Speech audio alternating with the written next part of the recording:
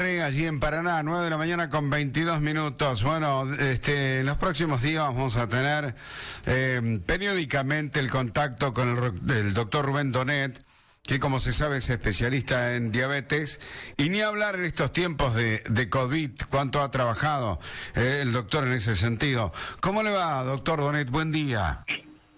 Hola, buen día, Gerardo, para vos y tu equipo en el estudio y sobre todo al movilero itinerante y errante. Sí. Más errante que itinerante. Sí. Bueno. Errante de las calles, ¿no? Errante en otro aspecto, ¿no? Bueno. Después tendrá que darle usted algún tipo de explicación, seguramente en algún asado en común. Pero Sí. eso es carne de otra parrilla. Doctor Rubén Donet, a un año del comienzo de la cuarentena y de la evolución de toda esta situación vinculada con el COVID, ¿qué ha notado usted precisamente en el tema de las personas con diabetes que han tenido la enfermedad o en su defecto?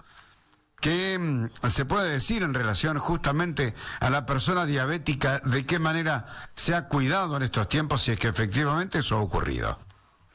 Bueno, Gerardo, este es un tema que tiene varias aristas, varios aspectos, y para discutir muchas cosas. Yo creo que las informaciones van a tener que ser más certeras, porque todo tiende a producir drama, susto, miedo y a veces discriminación. Entonces yo creo que vamos a tener que ir evaluando qué pasa de aquí en adelante, porque esto puede ser algo muy serio, y yo después te voy a explicar por qué puede ser algo muy serio.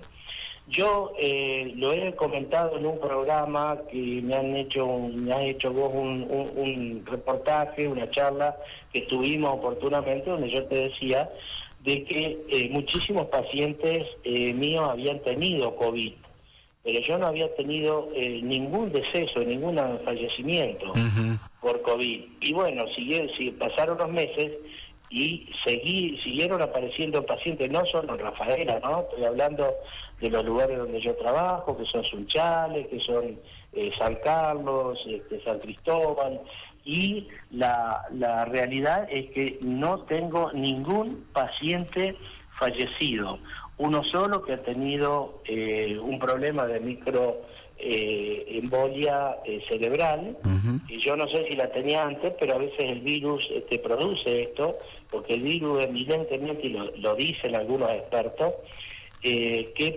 trabaja sobre las arterias, los expertos de distintos lugares del mundo, porque ojo, se llaman expertos entre comillas, hay que ver quién es experto y si no hay detrás de eso un fin económico. Yo he recabado a raíz de que me llamó la atención lo mío, porque lo mío yo lo puedo demostrar. Yo tengo la ficha escrita a mano, porque yo no uso computadora donde uno puede tergiversar los datos cuando quiere producir una historia clínica.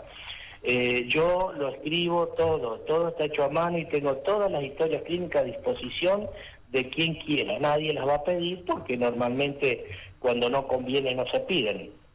Pero tengo toda mi historia clínica donde figuran los pacientes con COVID y están todos vivos actualmente. Ahora, yo me puse a ver qué pasaba, por qué a mí me pasaba esto y qué pasaba en otros lados.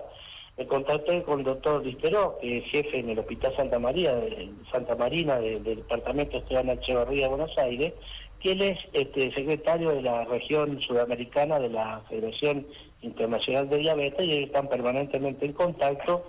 Y bueno, él me tiró ciertos datos que salieron, y algunos en el Lancet. Lancet es una revista inglesa de un gran tiraje y muy importante. Claro. Lo que se ha dado a nivel internacional es que el 30% de los fallecidos por COVID tenían diabetes, pero eran menores de 60 años. Acá hay un tema importante a tener en cuenta. Y sobre todo si tenían a esa edad, menor de 60 años, hipertensión arterial mal controlada. Y en aquellos diabéticos, la mayor parte de los diabéticos de alrededor de 40 años para abajo son diabéticos 1, sí, que vienen con muchos trastornos, etcétera. Y ahí es mucho más letal, 3 veces más es la mortalidad en los diabéticos 1 que en los diabéticos 2.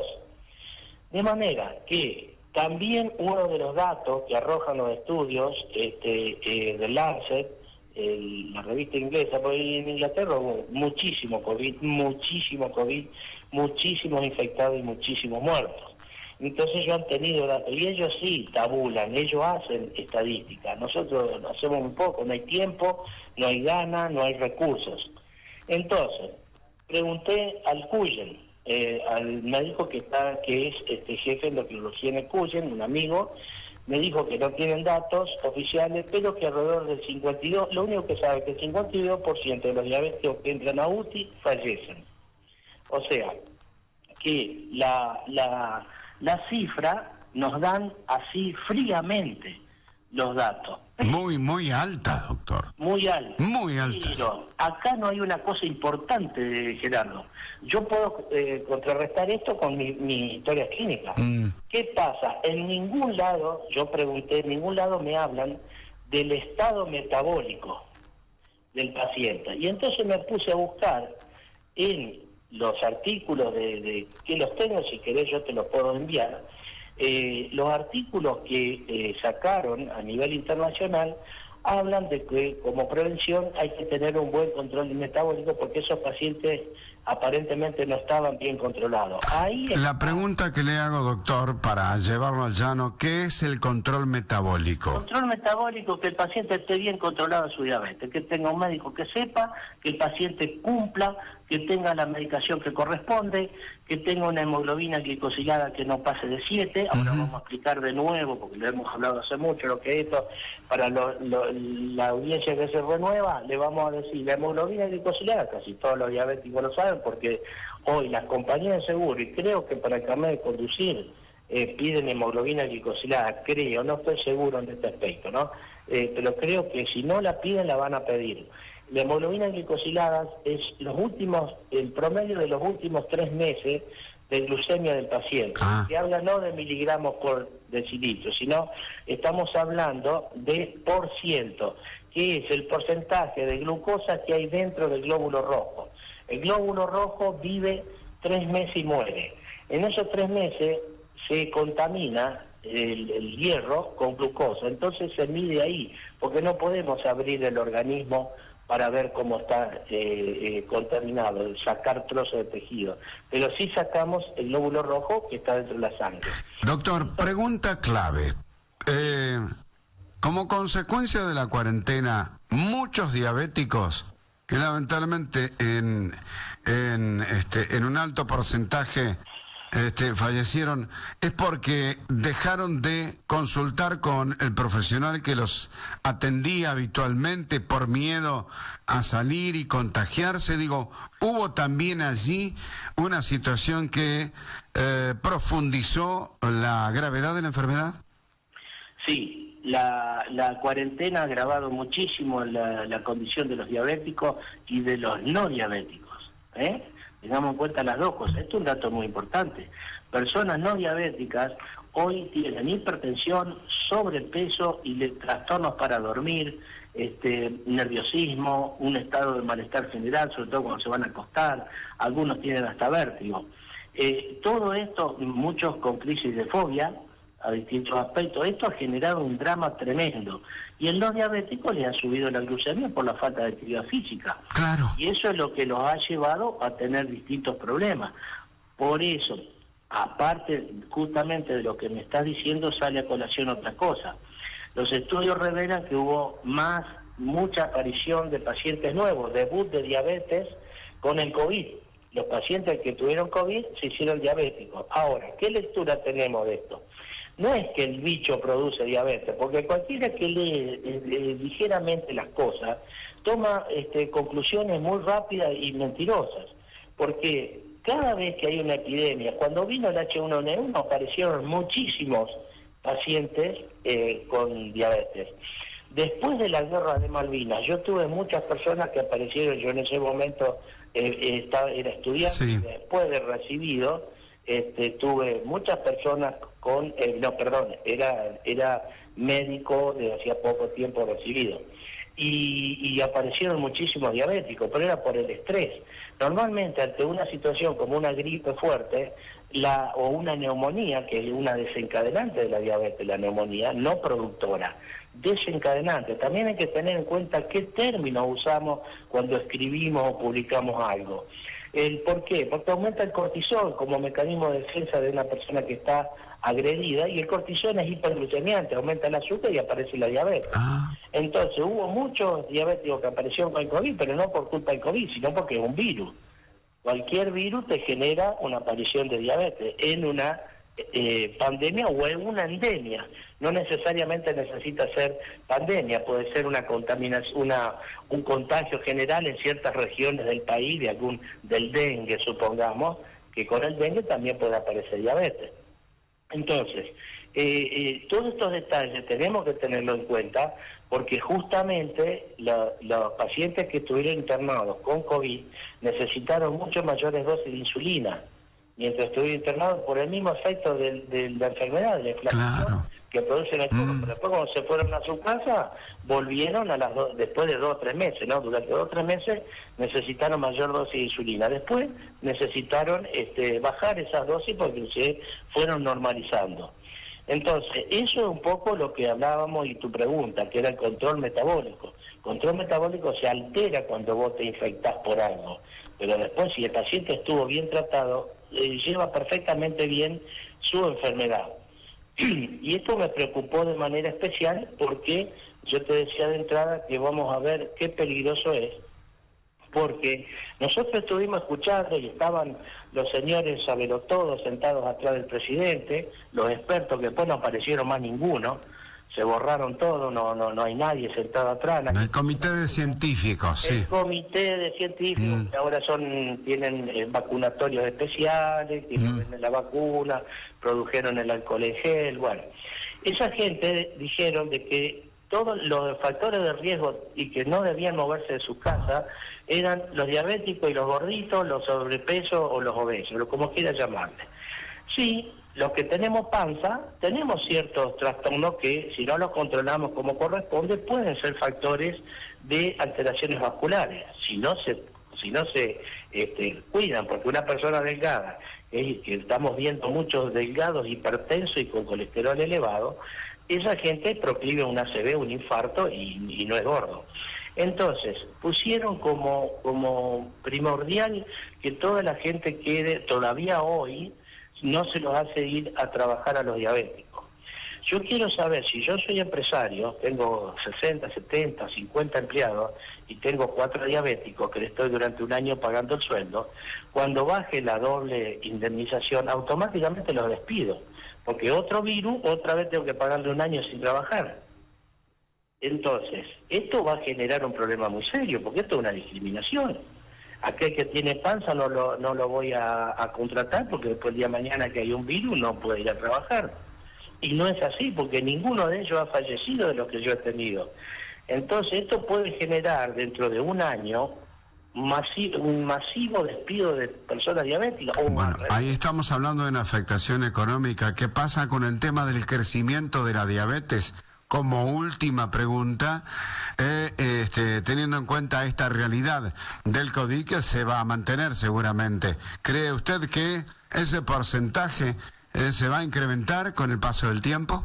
Sí, se va a incrementar.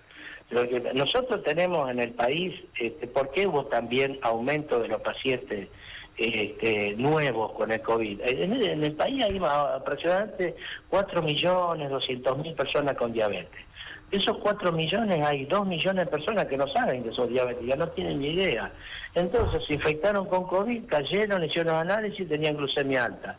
Pero ellos ya eran diabéticos. Nada más que no lo sabían, porque normalmente las primeras glucemias que se elevan son las glucemias después de comer, no las de ayuna.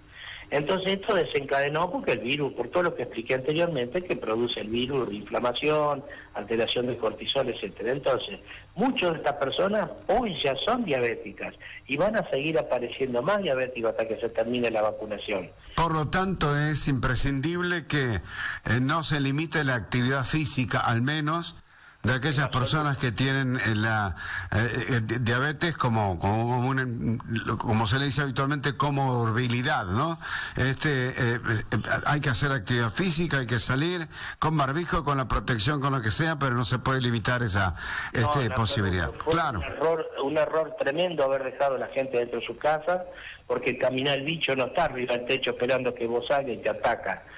Con arco y flecha, no, vos vas con el barbijo cuando te cruzás con alguien, si no te sacás el barbijo en un lugar aireado y tenés una buena actividad física que mejora tu condición general. Y lo otro, una persona que no está en contacto con el público, que hace una tarea X en un supermercado, en una fábrica, etcétera, puede trabajar tranquilamente, puede trabajar con barbijo y esa persona psíquicamente no se siente un discriminado. Yo diría, como último, llevar algo de música al oído de las personas con diabetes, que no se asusten, no es tan como se dice en todos lados, no hay una aclaración, no hay estudios hechos serios, no hay estadísticas serias en este país, y los pacientes que han tenido la enfermedad la han pasado muy bien, son muy pocos los que han requerido terapia intensiva, de aquellos por supuesto que estaban bien controladas sus glucemias, de manera de que el mensaje es: controlen bien las glucemias, háganse los controles como les dice su médico digitales, la punción digital, recurran a nuevos medicamentos si no andan, ¿no? Yo he visto en la pandemia pacientes con sobredosis de medicamentos, algo tremendo, porque eso sí lleva a un deterioro renal. Claro. Una de las grandes cosas que ha producido el deceso del paciente es el deterioro que han tenido en los riñones, producto de malos tratamientos o de la hipertensión arterial. Así que, y lo otro, no discriminar. Yo creo que tenemos que ayudar a las personas que no sean discriminadas, ¿no? Doctor, gracias por esta clase, realmente muy claro. Seguiremos en contacto como siempre. Le mando un abrazo pero muy grande. Bueno, Gerardo, muchas gracias. Otro abrazo para vos y saludos a todos. El doctor Rubén Donet, especialista en diabetes, muy interesante. Además tiene una claridad meridiana para explicar sobre este tema, ¿no? Porque se habla mucho, pero se consulta poco. Y esa es una de las cuestiones que lamentablemente tenemos que observar cotidianamente. Y otro detalle: Argentina es un país que jamás ha trabajado sobre la cuestión estadística. Entonces uno va y dice, bueno, ¿qué incidencia tiene determinada enfermedad en la población argentina? No lo sabemos. No lo sabemos.